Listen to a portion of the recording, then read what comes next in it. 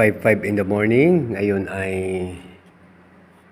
araw po ng Lunes. Ngayon ay January 13, 2025. Mag-alternative medicine po tayo mga kaibigan.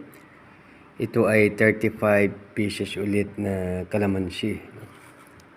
35 po siya mga kaibigan.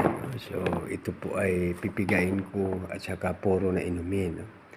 So sa akin po ay habang may ubo lamang, no? So grabe pala yung one.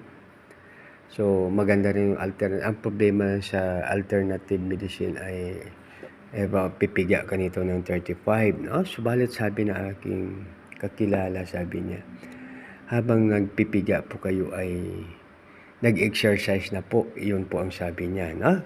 At alalahanin po natin mga kaibigan, do everything with love, no? So pag mayroong love, napakaganda, no?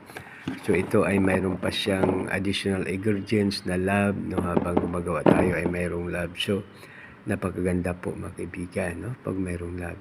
At alalahanin po natin na God is our healer, no? Na ang ating God Almighty, ang the best na doktor, pinakadakilang doktor, at walang sakit na hindi niya pwedeng pagalingin, no? Kaya makibigan, just in case magkasakit man po tayo, maring ito ay violation of nature o kung ano pa man ang dahilan. Basta tandaan po natin, God is the best healer, no? He is the God that healeth us, no?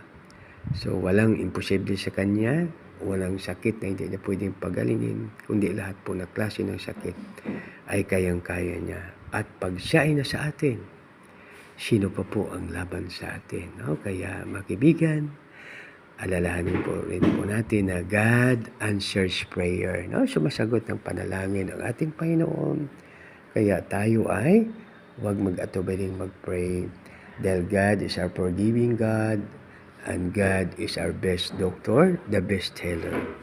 Isang maganda, mapagpala, mapagbiyaya at makadiyos po ng maga sa bawat isa.